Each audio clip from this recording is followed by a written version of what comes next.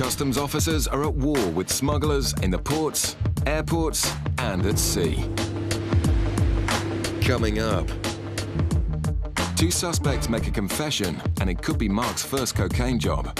Is there anything I need to know about you? Well, we was a bit naughty in Trinidad. Oh, were you? The rest of the team are all going, this is it, this is a job. The confessions continue from cannabis smugglers at sea. And as they stepped aboard, he turned round to them and said, oh, right, well, OK, the game's up, there's 6 tons on board. But it's nothing but lies from cigarette smugglers in Bristol. Have you ever been stopped by customs before? Never? No, I've never been stopped. He's been stopped before, and he's been issued with a notice 1.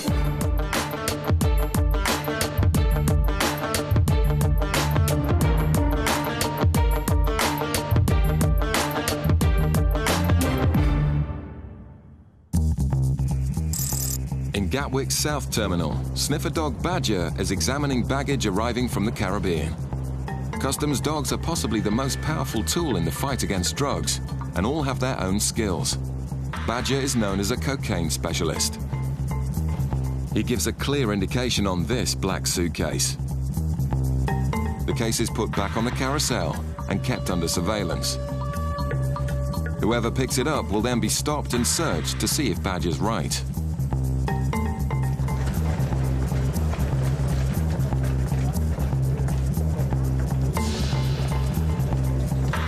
A passenger collects the suspect bag and then attempts to pass through the controls. But Customs Officer Phil is waiting for her. Hello there. Hi. Where have you just arrived from? You trading by yourself? Could you come to a bench for us, please? Scared to come up to this one here for us. Thanks very much. You have a passport, please. Have a quick look.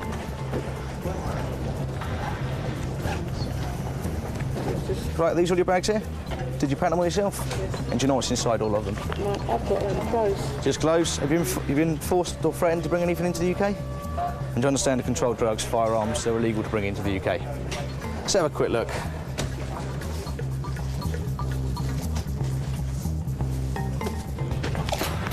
You got the keys, please? Phil checks to see which is the suspect case and then asks the nervous passenger to open it. OK, just going to put this one for our extra machine as well, OK? Phil can't see anything yet, but an X-ray shows what looks like organic material in the wall of the case. So that's probably what we're looking for. I'll quickly go and do this, quickly go and spike it, just make sure.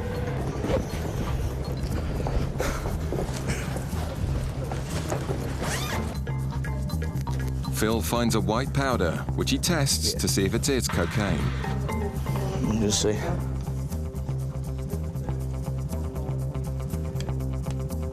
The speed of the reaction indicates the quality of the drugs.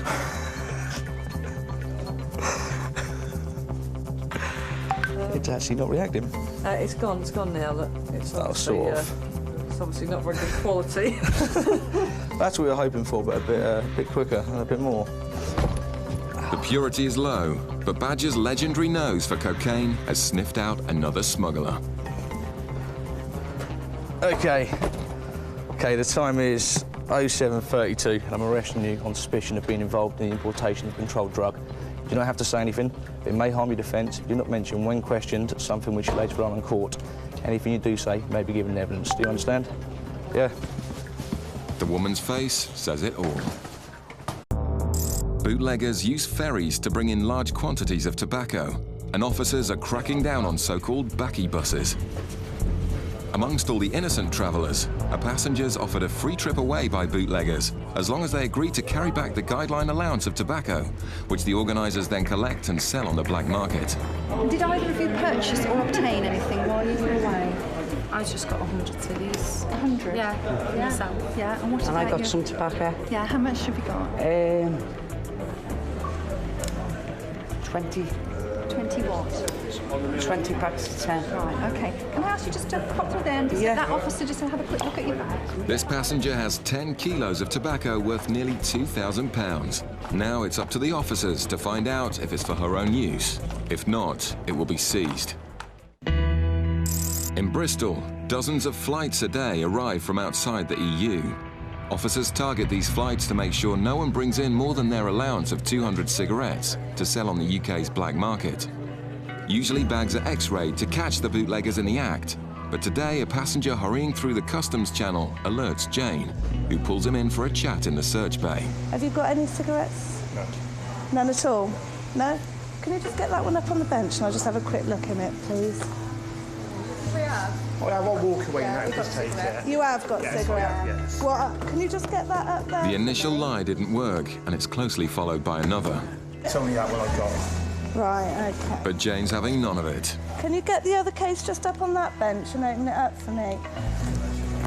Both bags are full of Turkish cigarettes, and the passenger is full of lies. Have you got any in your hand luggage? Yeah, all right. Take it, I did. Yeah. Well, you are, yeah. We're not under arrest, so... No. No, What? so you can walk away. Well, we'll do you some paperwork. You are obviously over the allowance, so they are going to be obviously seen. it's not against the law to do it. Well, what I'm going to do is do you some paperwork. The goods will be seized and destroyed, and if he's had goods seized before, he may face a fine or a prison sentence. In Portsmouth, Nikki's now questioning the ferry passenger carrying 10 kilos of tobacco to work out if she may be carrying it for someone else. How many times have you been on previously? I was here last month. Last month? No, sorry, September. Okay. The 2nd. Right, and how many times have you travelled on the Bilbao this year? About 3. About 3 times? Yeah. Okay, have you been stopped by customs before? No. No. A few simple checks tells Nikki that this passenger is also telling lies. She normally brings in 3 kilos and a full quantity of cigarettes as well. Then done that. That was back then. Just see if she's been jobbed before. So as well. She's a well-stocked customer. Lying to a customs officer isn't a good idea, especially if you want to keep your tobacco. But Nikki suspects she's carrying it as part of an organised backy bus. Some of these are for some of your family? Yeah. Okay. And how much money have they given you towards their contribution towards the goods? They haven't really given me anything because I'll give them gifts, you know, Christmas. Right, OK, so you don't expect to receive any payment of any sort for these goods? How much did they cost you? £340. £340 for all of it? Yeah, yeah. Right, OK. It turns out the woman's travelling on a coach known to customs as one of their regular backy buses. The passenger is offered an interview, but she decides to give up. Yeah. OK, you're not under arrest. I'll leave the stuff. Have you got the passports? Because there's other people waiting to go home, you know what I mean? OK, so you don't want... Do you want me to detain the goods or do you just want to abandon them? Just abandon them. Just abandon them? Passport, yeah. OK, so you don't want to stay for interview and you do not want me to detain your goods? I need to get home. My father needs me and there's people waiting on the coach. OK, so you just want to leave your goods and walk away? Yeah. OK. Knowing that organisers of backy buses tell their carriers to abandon their goods in case they give too much away in interview, convinces Nikki she's done the right thing. But the woman insists she's done nothing wrong. It's over. We're not doing no drugs or nothing, you know what I mean? You should be looking after worse you know, I'm not a criminal, but you should be looking more to criminals, shouldn't they? Thank you. Your passport's back. She has been stopped by customs before, even though she claims that she hadn't. I was not happy in my own mind to let her proceed with the goods unless I knew they were for her own personal use, and on this occasion, I don't believe they were. Back in Bristol, Jane's waiting for the results of background checks on the man caught with 11,000 Turkish cigarettes. Have you ever been stopped by customs before? Never? No, I've never been stopped. So if I check the records now, I'm not... No. The checks reveal this to be yet another lie. Just a record to see if he's had anything seized from him before, or if she's had anything seized from him before. Don't think he has, but he's been stopped before, and he's been issued with a notice 1.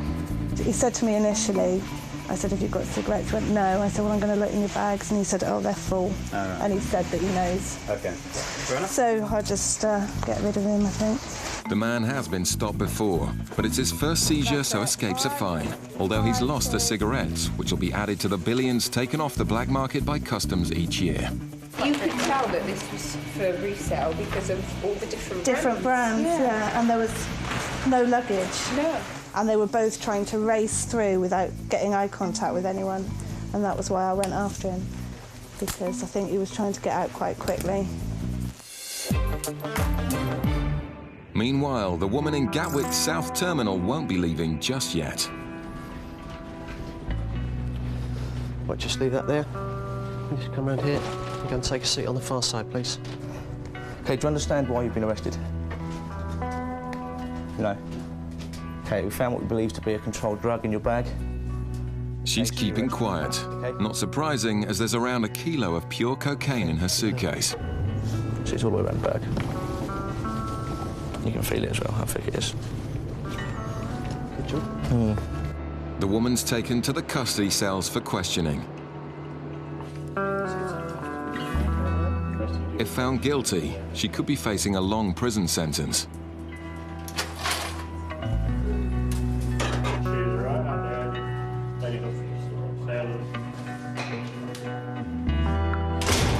The drugs, worth nearly £50,000, have been taken off the streets, and it's all thanks to Badger.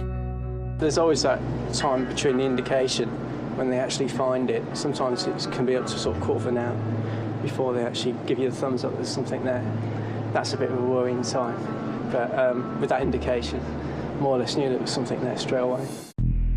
The UK's airports are where customs make most Class A seizures. Today in Gatwick, officers are waiting for targets suspected of bringing in cocaine from Trinidad. The two women could be the first cocaine job ever for new officer Mark. Nervous because the rest of the team are all going, this is it, this is a job. They've definitely got it. So I'm nervous. Really trying not to be. Two drug couriers carrying 3 kilos of cocaine were found on this flight yesterday. These two women were meant to be on that flight, and their highly excitable behaviour is raising suspicions further. Okay, thank you. Okay, has anybody asked you to bring anything back for them? Not this time. Not this time? No, not this time. We were too naughty to do it this time. Okay, right. Is it back to work then on Monday? No, children, we're housewives. Yeah, we've got a lot of small housewives too. Cooking and cleaning. Obviously, just flying out somewhere very nice and... Trinidad was horrible. Oh, was it? Yeah, it was They're so rough horrible. and rude. And their dogs are treated like rats. And we could be kidnapped. We had Strangled to be escorted everywhere we rented. Okay. So it's going to sound a silly question, but obviously the tickets for getting out there and staying out there could be quite expensive. How did you pay for your tickets? Somebody provided us them. Oh right, that was nice of them. Who was that then? Was that Tony? That was nice of him. Why did he do that? He's got quite a lot of money, to be honest with you. Their behaviour and their story convince Mark that he's about to get his first cocaine seizure, but the first swab shows no trace. Completely clear. Chris joins Mark to dig a little deeper. Hello. Christopher. Oh, really? Right, now, do you need a hand? Yeah, would you like to take my one? Actually, if you've just taken the words out of my mouth. Or do you want me to or if you want to pop this you? through, just... Yeah, well, it was just... Oh, yes. Oh, how exciting. Not as exciting as it sounds. I'd like an X-ray while I'm here. Well, we could actually arrange that if you wish, but not just yet. We'll cross that. We'll cross that bridge in a minute. Okay, that looks about done. Okay, I'll take this one away. Yeah, don't worry, we'll get that sorted. I'll come with you. That is obviously... There's something not quite right there. Yeah. The fact is it's not opening and closing properly, which to me is a bit suspicious. Feels a little bit heavy at the bottom here. I'll just have a quick look. Where are you taking him, Michael? I'm sure he'll be as gentle as he can.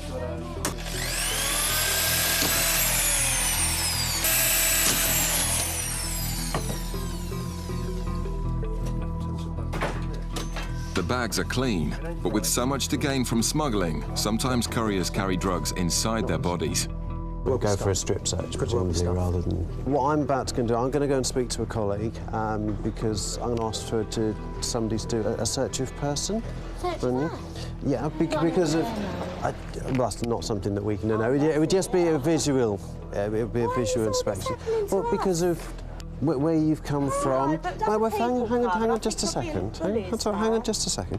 Where you've come from, you've both said to me, obviously, your housewives, you don't have the money. Obviously, you said Uncle Tony's pay for it. yeah. No, that's absolutely fine. But obviously, we come across people that don't have money that other people pay to go out and bring drugs in. So it's something that we need to check. Yeah. They're not happy, but a body search will find the truth. So the quicker I go, the quicker it gets done. All right?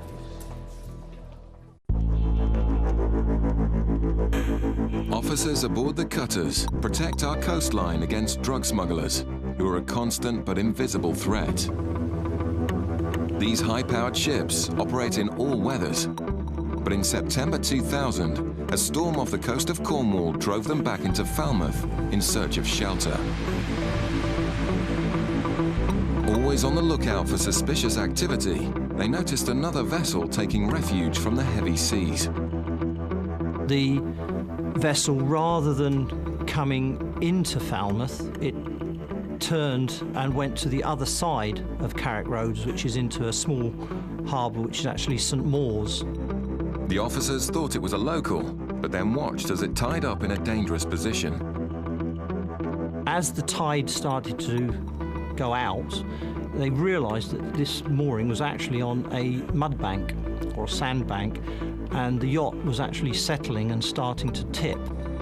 Always ready to respond to a fellow sailor in need, the cutter decided to help.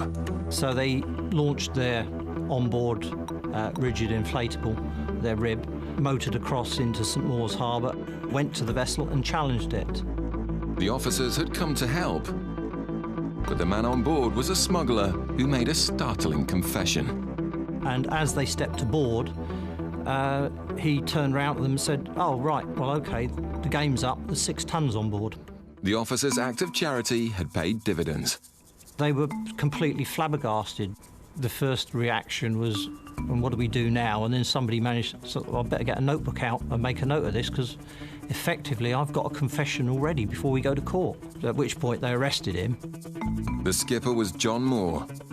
He led them into the cabin to see the drugs for themselves.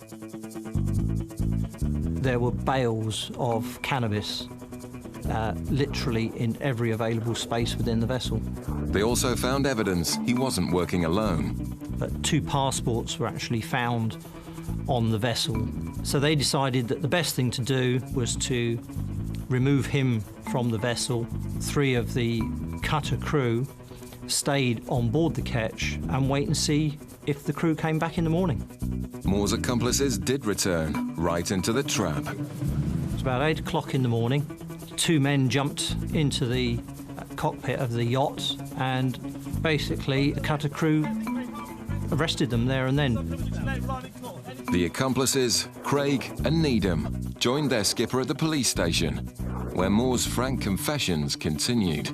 And he was presented to the custody sergeant. He was then asked, "What's your occupation?" To which he replied, "I'm a drug smuggler." This time, however, he'd failed. On the day of the trial, all 3 pleaded guilty to their part in the crime. Mr. Moore was subsequently sentenced to 10 years imprisonment, Mr. Needham to 4 years imprisonment, and Mr. Craig to 5 years imprisonment. 3 more criminals were behind bars, thanks to the keen eyes of the officers and a stroke of luck. The street value at that time was estimated to be in the region of £14.5 million. At the end of the day, the vessel being forced into Falmouth was really the only reason that we were able to intercept this load.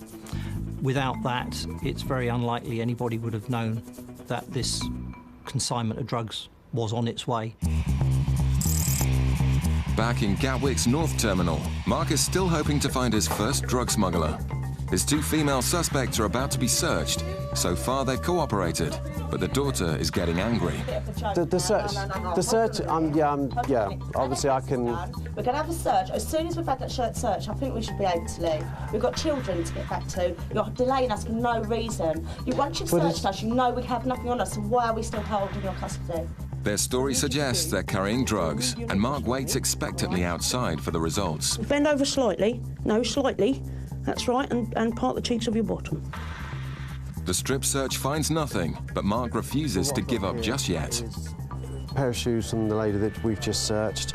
I'm going to swab them with our tool that checks for drugs, as it can be an indication that they've swallowed drugs. So I shall do that and get a result.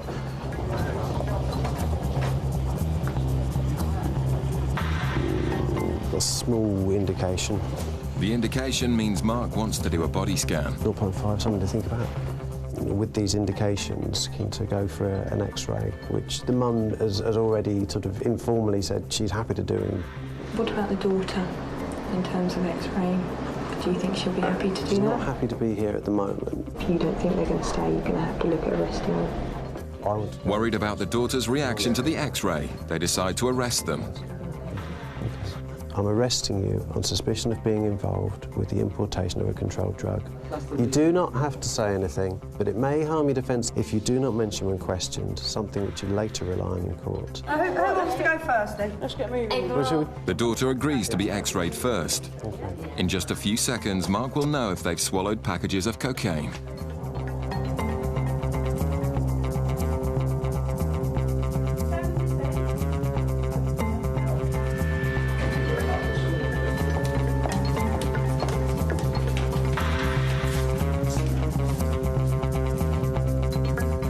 We ain't swallowed nothing, believe you me.